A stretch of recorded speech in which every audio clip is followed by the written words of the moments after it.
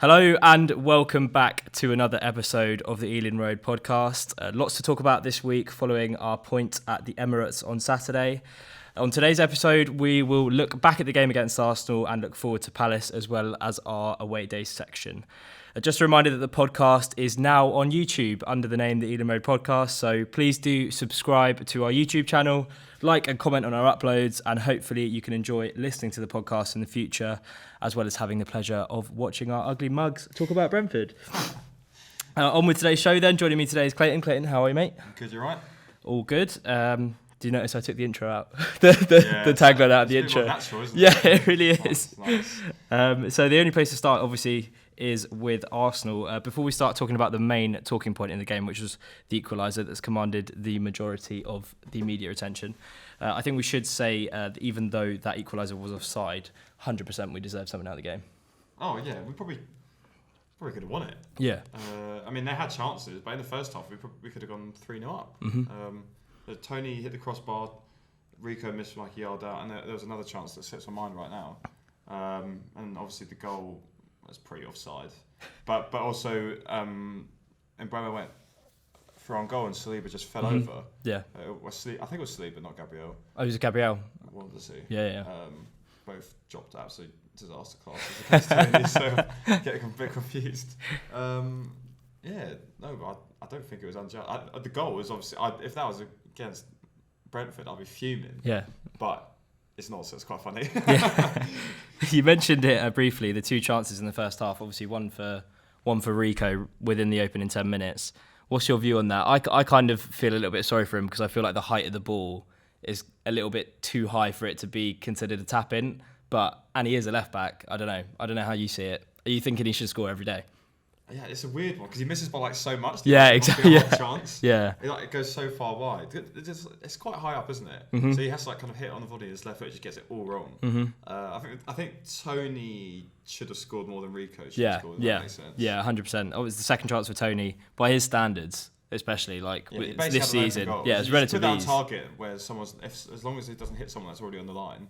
Yeah, it's going to be a goal and he hits the crossbar. I know. He was already running away back to celebrate. I know. Yeah. Oh well.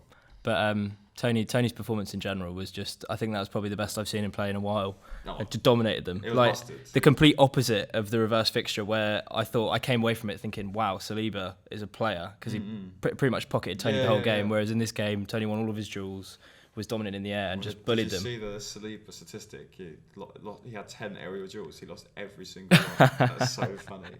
But he had a brilliant game. We will talk about that VAR decision then, just in its own right, in real time. How nervous are you when you're there, when the check starts and they're taking more than sort of a minute for it to get settled? I was just saying, it's definitely offside. Like we had our limbs, we had our fun, but it's going to get ruled out, and then we'll live to tell the tale. But yeah, all of a sudden, because every time you see a VAR check for that, especially when it's offside, it's always offside. Yeah. Because if they're checking it for that long, it's not going to be on. Mm-hmm. So I was saying to her, no, there's no way. There's no way it's a goal. I was right. No, it was a bit nerve-wracking, but good result in the end. Yeah, we definitely got away with one. I mean, even like sort of. So I was listening to the iPlayer commentary with Mark Burridge and Carly Osborne, which was interesting. True. I still did that. Yeah, no, on my way to Norwich, I was listening to that, and they were kind of saying on commentary that they were looking, but obviously they've got the luxury of having replays wherever they're watching it from in the gantry. So they were just saying, I can't see why that's not a goal. And I was just in the car just thinking, of course not, just get on with the check. It's a goal. Let's just keep going. And then you get home. I've got home and watched Match of the Day. And it's blatant. Like, I don't know, the sort of the discourse online is that he's spent that much time checking for a foul on Gabriel Pinnock. Pinnock looks like that he's blocking Gabriel's run to stop. He's offside. So he's offside when he blocks the run. Yeah. So they check that for 3 minutes, and I think he is offside, but they just determine he's not influencing play. Which I don't think he was, to be fair. Like, he is standing there, but I think Gabriel has enough to sort of get past him, if you know what I mean, as our display goes. Let's go. We're back up and running. But yeah, I think Gabriel has enough to sort of get past him. But what do you reckon? Yeah, it's just so poor, but quite funny. Yeah. yesterday and Tuesday. Like Arteta's still crying about it. I know, yeah, saying that he'll only be satisfied if they reward us the 2 points. Some Arsenal fans on Twitter saying there should be like a rematch. A rematch. Yeah, that's never going to happen. Yeah, we probably rattled them again. I know, the whole fan base, it was brilliant. It was shout out to the Arsenal fans racially abusing Tony. Nice one. Oh, we're going to talk about that. I thought we definitely should. But before we get onto that, and Mbeumo's goal in the first half, you briefly mentioned it earlier, that a lot of the Arsenal fans saying, if that goal was ruled out, then we would have won the game. But Mbeumo's supposed foul on Gabriel, I think it was, that I don't see anything wrong with that goal. You could say that Ramsdale sort of knows that the whistle's gone, so he doesn't try. But even still, It's on goal, exactly. Chance. It is Brighton, but he's got a good chance of scoring that. I know. Tony wins a flick goal, and it kind of side by side. Gabriel he slips. I don't think he's even asking for a foul. I think he generally slips and the ref blows up. I know. No, he gave a lot of fouls kind of like that during the game, and then as soon as Nordgaard made one kind of last challenge, Xhaka is like trying to throw him over the pitch and sacks wingman headlock. Like, fuck off! Like, can't have it both ways. I know. Arsenal fans and Arteta are up in arms about the decision. Like I said, he only said he'd be satisfied if they gave us 2 points back. But I think it's fair to say that if you wanted to win the game, you probably should have been better at football on the day, as opposed to relying on decisions from officials to get the right decision. 9 times out of 10, Tony scores that chance in the first half. You could argue that Rico scores as well, and that's not to say that even if our goal was ruled out, we wouldn't have gone and got we wouldn't have gone and got an actual equaliser with the way that the game was going. I think Carly Osborne, for the good things that he did say on commentary, Carly Osborne said immediately after they'd scored that Tony had the bit between his teeth, and I saw it in the when I watched the game back. You could see that he's missed 2 chances and he's out there with something to prove. And obviously this is just speculation, but if that goal was ruled out, I wouldn't have said that Brentford getting an equaliser was unachievable. The signs don't point to Arsenal let down by VAR officials. I don't think. I think we were better than them on the day. We had better XG, with better chances in the match, and we limited them to basically one click at opportunity, which they did finish, which is what the top sides do. Yeah. But I think the outrage from Arsenal fans. We literally switched off. We defended so well. We literally switched off for one cross and just got across like everyone from the left back to the right back, including the goalkeeper, just watched it go and Josh tapped it in. But we were just immense. Like it was one of the best performances I've seen from a Brentford team. Mm-hmm. Just the fact that we just keep putting performances out like that against big teams is just insane. Yeah. And then now we've also adding to the fact that we're beating those teams like Southampton. We're just putting them away. Like, it's just enjoy what last guys. This is unbelievable. Like, it's so impressive. It's so impressive. Yeah. It's weird because we were talking about it on the last podcast about how it's different now. We're going into these games and thinking we might actually nick it. Even though we said that, both of us did say on the last podcast that we were going to lose, but it would be a good day out.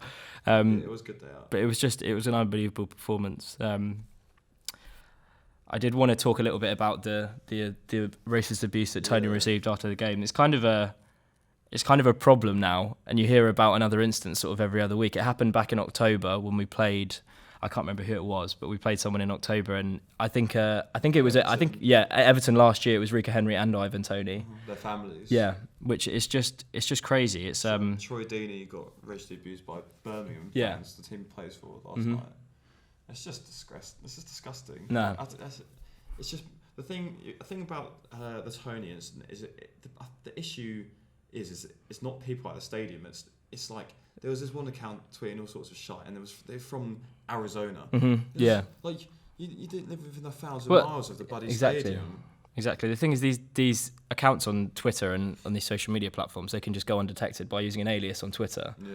And there's been so much noise around sort of these pundits and people coming out saying, these big social media platforms they have a solution, which is to make people upload a picture of their passport when they get these accounts. And me and my brother were talking about it the other day, but they won't do it because they won't get the uptake. Someone will just bring out an alternative social media. Yeah, exactly. And people don't want to give away their data nowadays.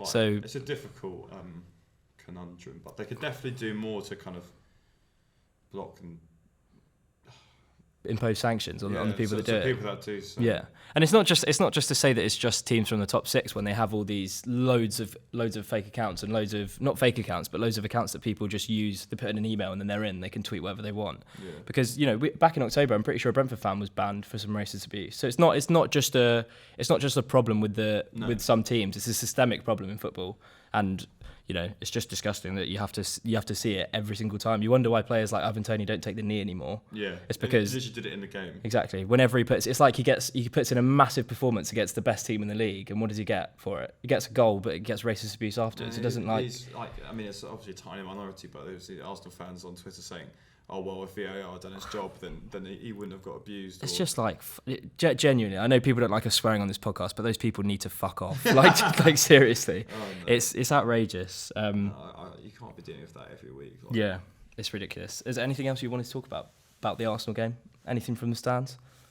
No, it was a good game. Good atmosphere actually. Yeah. Last year, it was about this time. I think we played them in March away. It was a shocking atmosphere. Yeah, I remember. Yeah. This time, everyone was in good form. Mm-hmm. A few drinks flowing in the concourse. That was good. Enjoyed it. Nice. Yeah, it's weird sometimes. Sometimes you go to an away game and it's just flat and you don't really know why. I remember it happening with Tottenham away last season. Oh, that was awful. It was just terrible. Like no one was up for it. It's because they were kicking everyone out like their seats if you weren't in your actual seat. Yeah. Like the stewards were probably doing proper jobs for us. But no, Arsenal was good. Good, lovely stuff. We'll move on to some questions from the Griffin Park grapevine that we have received. One of them, he had a name where it had loads of numbers and letters in it, so I don't even have his name here.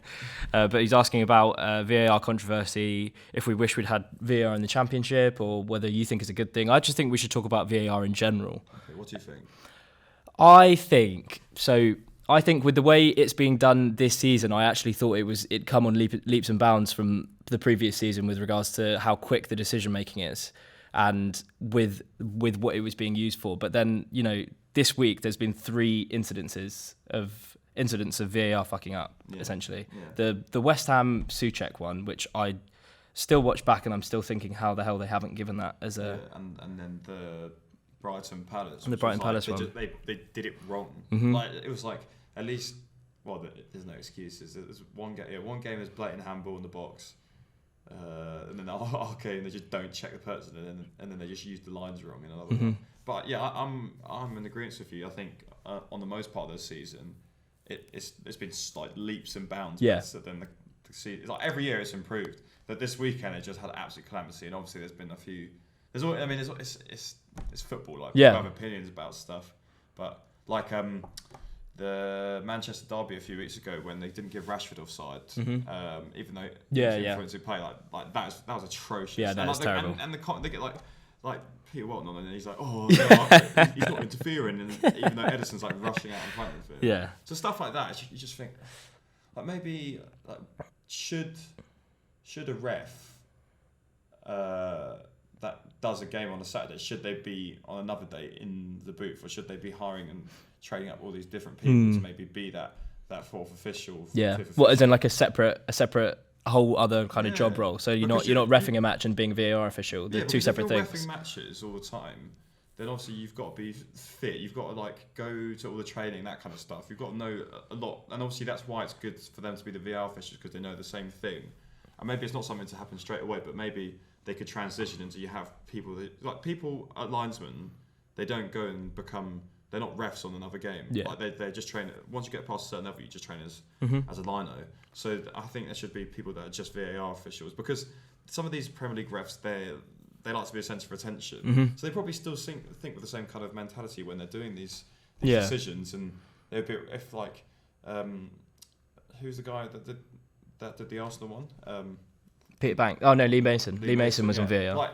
Like he might just not be very good at it, but like he has to do it as part of his job. Exactly. And he's just got a bit flustered, like not great with tech, and he's just like kind of spent too long. Whereas if they have a team of like 5 people that have been training for 3 or 4 years, are specifically trained to deal with VAR controversy. That instead of just being a ref and like, so as a part of being a ref, you're a ref, you're a fourth official, you're a linesman, and you're a video assistant referee. Just have video assistant referees his own thing and employ people and make them take tests and make them study the laws of the game like a referee would, but just 5 days a week doing that. like training and I'm sure they can do lots of training on like how to keep calm in those situations, and then you could have, if that situation happened like with the Arsenal game just gone, then you can have someone looking out for Pinnock, and then someone watching the whole thing through going, wait a second, Norgard's offside there as well. Let's have a look at that. It shouldn't be that difficult. Like, it's the biggest league. I mean, it's not just limited to us, but it's like the biggest sport, biggest league in the world. Like, it shouldn't be that hard. Yeah, exactly. I think as well, like, referees are going to make mistakes regardless. So, like, I'm all for VAR being integrated if it's used smoothly and it makes the right decisions 9 times out of 10. Which, to be fair, this season I think it has done. Like, this weekend was the only weekend where it's like, okay, there's been 3 games, and in all 3 games there's been a big VAR blunder. Yeah. But if you're going to bring VAR in and you're going to have these people operating VAR, there's always going to be human error. People are always going to make mistakes. It's never going to be 100% perfect. But I think with what we're saying about maybe separating the referee from the video assistant referee when they're 2 separate jobs, I think so. I think that might. I know some leagues have done it already, and they had it in the World Cup as the semi-automated offsides. Like, surely what can go wrong there? Yeah. Because it just basically automatically flags up if it's offside, and then someone can review it.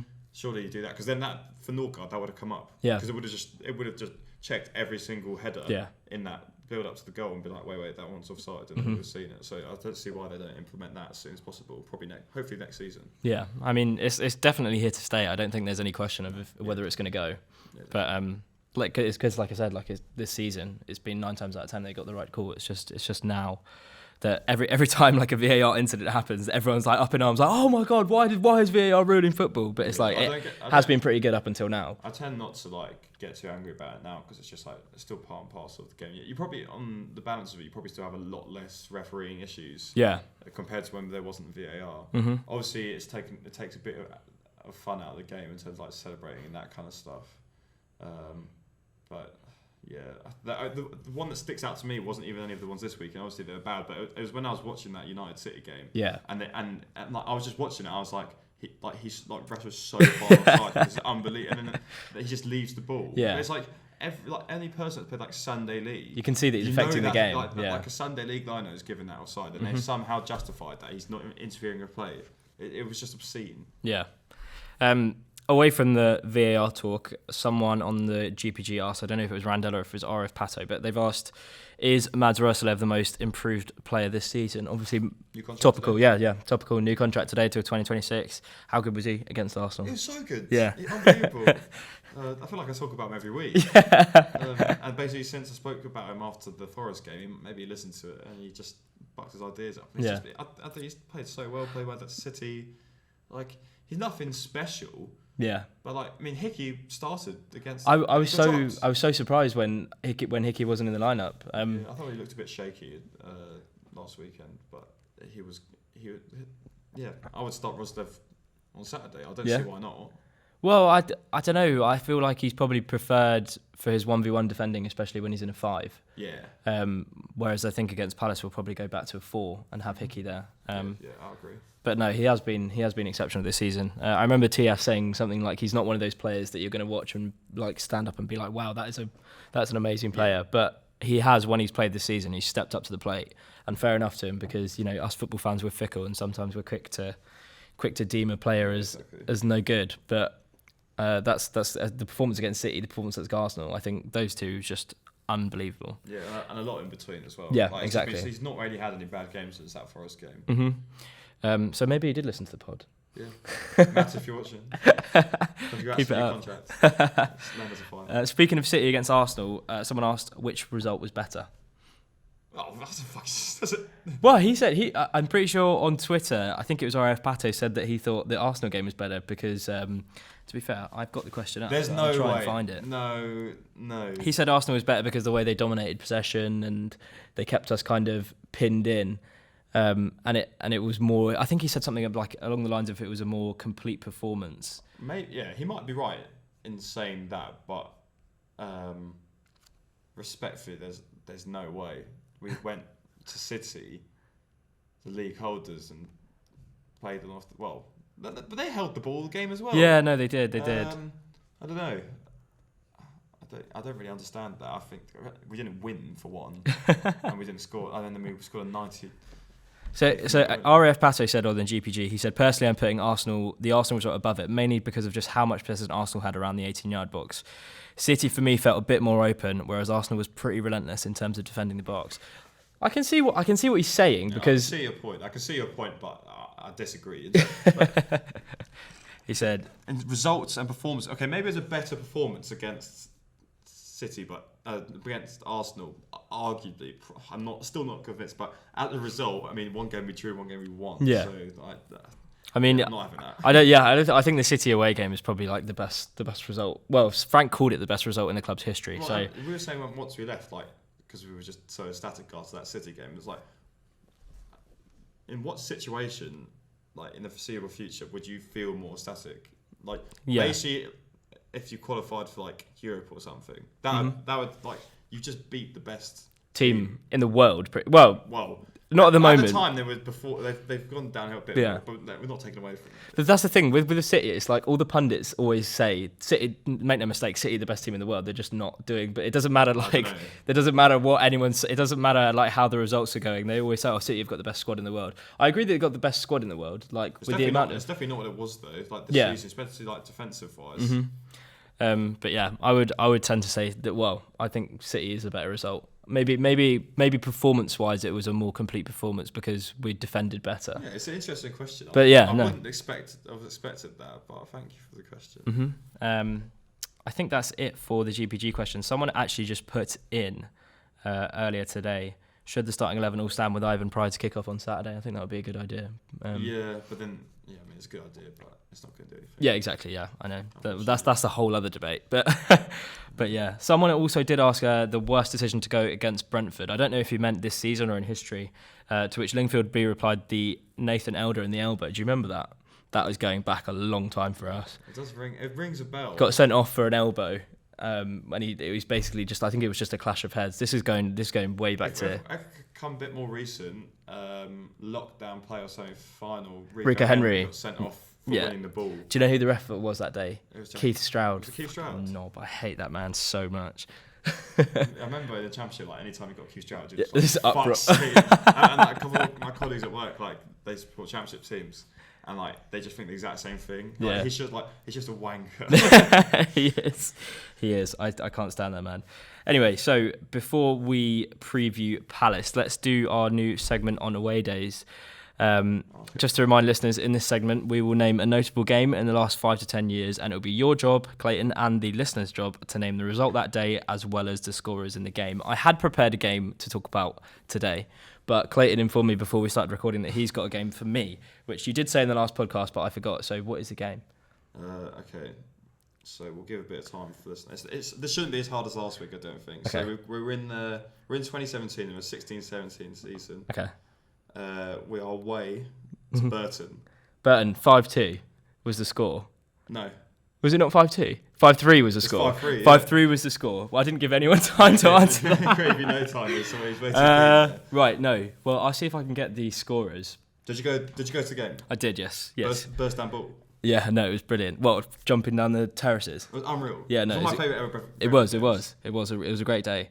The scorers, right. So, Lasse Vibe definitely scored once. Do you remember, well, I mean, I'm looking at it, so it doesn't really help, but obviously it was a comeback, so they went... Did they go 1-0 and then it was 1-1 and then it was 2-1? No, so we actually went 1-0 up. Oh, okay. Canos scored. So that's a scorer there. Yeah. We went 1-0 up. And then they scored 3. So I think we're 3-1 down at half time, I remember. Yeah. Being very disappointed. Because this was a Burton team like literally in the relegation zone. Mm-hmm. So yeah, then we mounted the comeback. So do you remember who scored in the comeback? I've given you one goal score. So scored the four it's others. More goals. Was Nico Unaris still playing for us back then? No. Okay, no, he wasn't on the score sheet. But Lasse Vibe definitely got 1 or 2. Did Sergio Canos get another one? Yeah. Canos got 2. Vibe got 2. And right. He got 1 more. No, who was it? He scored the last goal. Kind of the icing on. Was it a sub that came on? Or did he start? No, he definitely started. He was our best player. Oh, was it Sawyers? No, it was Jota. What, Jota? Yeah. Oh. In his second spell. Oh, yeah. Which he never really was our best player in his second spell, was he? But he I can't remember. I can't believe he still played for us. Look That at seems quite like a the recent team, game. The team for context. Kirschbaumer. Tom Field at left back. That's a great team. Yeah. Let me Yeah. let me get the lineup just so I can have a look at it. That was a fantastic away Got day. Bentley in there. Just gone to Wolves. Dan Bentley. I saw that transfer. I was Yeah, he's a very backup goalkeeper. I know. Still, I remember him that season. The amount of clangers that he dropped. Yeah. And that's why Bristol dropped him anyway. Yeah. This season. But yeah, Canos got a brace. Thoughts with you, Sergi, with the unfortunate. Yeah, passing no. of his mother. I saw him. He scored a goal and paid tribute to his mum, which was Do you really know how nice. stuck that team is though? Like Hammers was really. Yeah, scored Hammer. a I brace. didn't even realise And that did Hammers. you see who scored for the other team? No. Corellis. Correct. Oh, it's in the Greek striker He that we scored had. against Olympiacos. Oh It's crazy. Jesus, that's so funny. Konstantin Kirschbaumer was in that. Yeah, Kirschbaum. He was really good that season as well. Yeah. Who else was playing? I can't get it on there. Woods was in centre mid. He one of my favourite players. So in the good. Championship. So good. Sawyer's played. Yeah. Who came off the bench? What's your take on Romain Sawyers? We'll talk about that as a story about the game because he always kind of polarised opinions with Brentford fans. Yeah, I've actually got an even better story about this game. Okay, go on. We'll do this one first. Sawyers. He was like extremely good on the ball, wasn't he? And he was clearly Dean Smith's player, and he was key to the way we played. But like the thing that frustrated me was that he often passed sideways a lot, and didn't progress the ball too much, which he did at a lot of points. But like he wasn't physical or quick, so like he was quite a luxury player. And like the thing that used to like grate on me so much was like he's not he wasn't a short player. No. I've never seen him wear Jump. Like if Yeah. he saw someone going out for a header, he would just kind of go and get out of the way. Yeah. Yeah. What are your thoughts on that? I think he was unfairly made the scapegoat in a team that was kind of up and down. But I feel like I think he spent a couple of seasons with us, and in his first season he was a bit up and down, and in his second season he was brilliant. I remember there was a period where he was like right under the cosh in terms of criticism from fans, and he scored that goal against QPR. You know, the half volley that. Banger. Yeah, I know. But I thought he was fantastic. If on his day he could easily be the best player on the pitch, but the problem was with him is that he never really had his day that often. Do you remember that really bad run of games under Smith where we didn't have a striker? And I can't remember the game, but it was at home and we lost. And we played. That narrows it down. We played Sawyers up front. Oh, It was that period where it became a meme that Dean Smith would sub our left. He would like change out. Oh our yeah. Not dark times, but it wasn't great. It did get a little bit toxic towards the end of, not towards the end, but sort of at points in Dean Smith's reign. I remember thinking we were never ever going to go on a cup run with Dean Smith because he used to always just make wholesale changes all over the pitch, and you just knew what was going. It was that Warsaw game. Yeah, it's just like changed the whole thing. Yeah, I remember. It just wasn't his priority, was it? Yeah. Go on. What's your funny story from Burton away then? It's a bit of a flex. I'm very fortunate. So basically, my good friend Josh, his stepdad Paul, shout out if you're watching Paul, his colleague from work was part of an England Supporters Association. And obviously the manager at the time was Nigel Clough. So obviously with his dad and stuff, he was very much still involved. So Paul's colleague came up with us to the game. I think we went to like a bit of hospitality. There's not much at Burton, but before it was nice. Obviously watched the game, was great. And then after the game, we had to go like give a present to Nigel. So we got to go after the game. We went, myself, my friend Josh, and the two others. We went into the manager's office, and there was Nigel, his assistant, and then Dean Smith. I got a photo of Dean. Oh, nice. And his assistant as well. But to be fair, there is a funny bit to this because I was like a bit not starstruck, but like I wasn't. They were already just chatting, like they were just having like they were having a good beer. Yeah. That was the season that Burton like had that miracle stay up, like they were, like in the relegation list. But this was in like March, I think, and he was and Nigel Clough was kind of just saying, "Oh, I think that's us done." Like he was like, "I think we're relegated now." Oh really? He was like, because obviously they were 3-1 up. Yeah. He was like, "Well, I just don't see us coming back from this." And we were kind of saying, "Oh no, like you could be all right." Like yeah. Which is quite a weird conversation to be having with another team's manager. Yeah. And then we were kind of like in this side room because it was not that big. and he had kind of his whole squad like on the whiteboard like written up, and I was kind of just looking at it while they were talking. And he goes, "Yeah, it's all right, son. You're looking at my shite players." And I just like went red. I was like, "I'm not going to say yes. I'm not going to say no." and then yeah, it ended up like needed a wee. Went for a wee in the Brentford change rooms after they'd gone. Oh, nice. Got on the pitch. Yeah, it was great story. Really cool. That is a nice story. Good win and a nice story afterwards. Burstanbul, yeah. Even just the game alone was amazing. But yeah, one of my best experiences going to a Brentford game. Definitely an away game as well. No, it was a great day. I remember that. I remember, so Dave, the guy that one of my uncle's friends, I remember we got launched forward after we'd maybe turned it around to make it 4-3, and he got really pissed off at some fans behind us, like so angry. Classic. Because he's got a dodgy knee, so he like turned around and he was like, no, scenes on the terrace. So next week I've got one lined up for you, which I'll keep whatever it was. Keep it under wraps. Yeah, I'll keep whatever it was. But it was from, just to let you know, maybe you can do a little bit of research for it. It was in 2013-14 season. So that was the year before the year before last week's. Okay. When we were in League One. Yeah. Oh, okay. Yeah. It's a good one. I hope you were there because it was a really good away day. Right, so in the final section we'll talk a little bit about Palace. Fixture, someone asked about Palace on the GPG as well, so I just thought we'd put it together. The fixture has produced 2 goals in the last 3 matches. Obviously we drew with them 0-0 a couple of times last season, and this season it was 1-1 with Wissa, that header in the last like 10 minutes or so. And then Ben Mee almost scored right. Yeah, but did he hit the bar? Yeah. Yeah. That was good. That was a good game, to be fair. That was a good away day as well. How do you see this game going on Saturday? Win. Yeah. Win. I think these games where this is the difference now. We were talking about it on the last pod. This is the difference. We go into these games at home. Whereas, like Southampton, maybe last year, I was thinking, wow, we might slip up here. They're better than Bournemouth and they're better than Southampton, but they're really struggling for form. Mm-hmm. I think they've got a few injuries, but they definitely possess more quality. Yeah. I think we'll probably still play 4 at the back. I think you're right.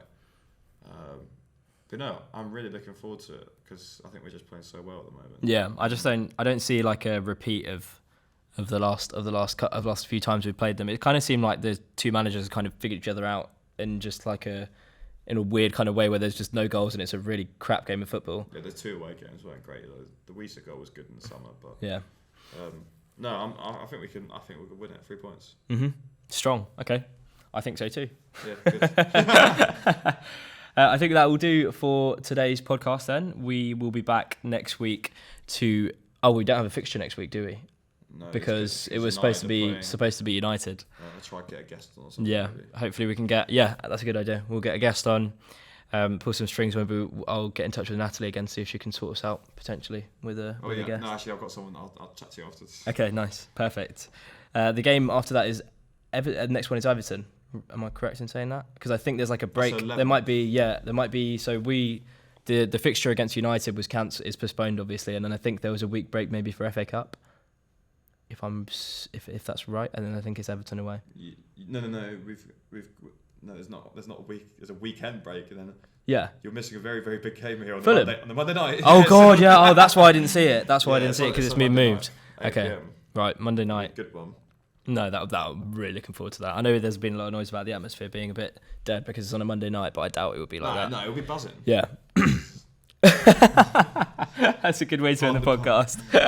The Ealing Road podcast will be back next week with a special guest, hopefully, if Clayton can line one up. I don't know about that. But yeah, we'll be back next week. Thank you for listening, and we'll see you soon. Cheers. Cheers.